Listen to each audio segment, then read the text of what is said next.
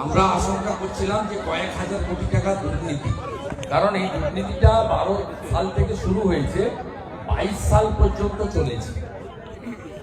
কারণ যে গমটা ভারত সরকার এফসিআই এর মাধ্যমে দিচ্ছে, সব রাজ্যে গম দেয়, এখানে আটা দিচ্ছে এবং আটাগুলো নিম্নমানের।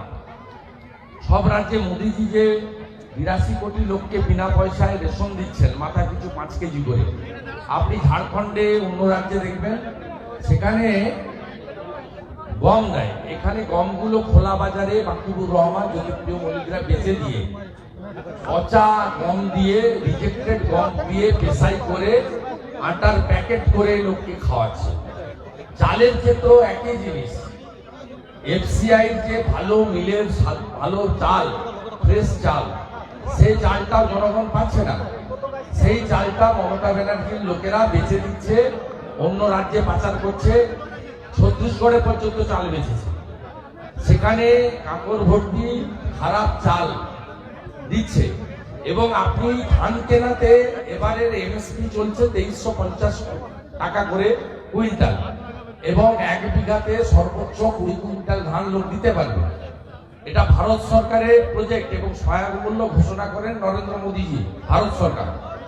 আপনি দেখবেন গত 22 সাল পর্যন্ত ধানের রেজিস্ট্রেশন করেছিল পশ্চিমবঙ্গে 29 লক্ষ লোক। এবারে চোরেরা ধরা পড়ার পরে, জনগণ সচেতন হওয়ার পরে মাত্র 11 লক্ষ কৃষকের নাম রেজিস্ট্রেশন হয়েছে। তার মানে 18 লক্ষ ভুয়া কৃষকের নাম রেজিস্ট্রেশন করে রাইস মিল মালিকরা এই জ্যোতিপ্রিয় মল্লিক এবং চোর মমতার সঙ্গে যুক্ত হয়ে হাজার হাজার কোটি টাকা এতদিন ধরে মেরেছে, 10 বছর। তাই 10,000 কোটি টাকাটা আশ্চর্য হওয়ার কিছু নেই। তবে এটা আমার মনে হয় একটা বড় স্ক্যাম, এবং এই স্ক্যামের সঙ্গে উপরে আমি তদন্তকারী সংস্থাকে অনুরোধ করব, তারা নিচের দিকে নামছেন, শঙ্কর আড্ডদের গ্রেফতার করছেন, সঠিক, কিন্তু উপরের দিকে ওঠা দরকার আছে। যে আইএস অফিসাররা এর সঙ্গে যুক্ত, পারভেজ আহমেদ সিদ্দিকী সহ যে আইএস অফিসাররা যুক্ত, হরিকৃষ্ণ দ্বিবেদী সহ, এবং মুখ্যমন্ত্রী এবং তার ভাইপো, এই দিকেও এই তদন্তের গতিটা নিয়ে যাওয়া দরকার আছে। নিচের দিকে হচ্ছে ঠিক আছে, উপরের দিকেও চোরেদের গায়ে হাত পড়া দরকার আছে। শঙ্কর আড্ডাকে গ্রেফতার করতে গিয়েও আক্রান্ত হয়েছে ইডি গতকাল রাত্রেবেলায়। এটা শাহজাহান শেখের গুন্ডামি দেখে উৎসাহিত করেছে, এবং এর জন্য দায়ী হচ্ছেন চোর মমতা। তিনি লাগাতার গত 1-1.5 বছর ধরে সবার সমিতিতে ইডি সিবিআই বিরুদ্ধে মানুষকে খেপিয়েছেন। আমি ধন্যবাদ জানাবো সিআরপিএফ এর জওয়ানদের, যে তারা নিজেরা মার খেয়েছেন, গুলি করেন।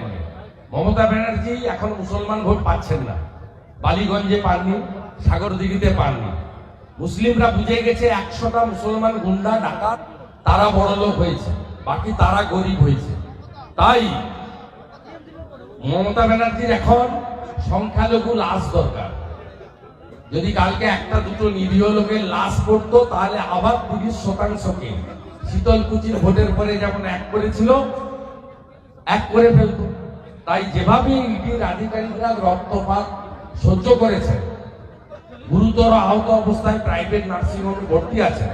আজকে ভারতীয় জনতা পার্টির 3 জন বিধায়ক, অ্যাডভোকেট অম্বিকা রায়, বিমান ঘোষ, সুশান্ত ঘোষ, তাদের সঙ্গে on behalf of BJP legislature team আমরা মিট করে তাদেরকে সহানুভূতিও জানিয়েছি। তাই এইভাবে আক্রমণ করার পিছনে মমতা ব্যানার্জি দায়ী। লুকআউট নোটিশ জারি হয়েছে শাহজাহানের বিরুদ্ধে, পালানোর কোনো রাস্তা নেই।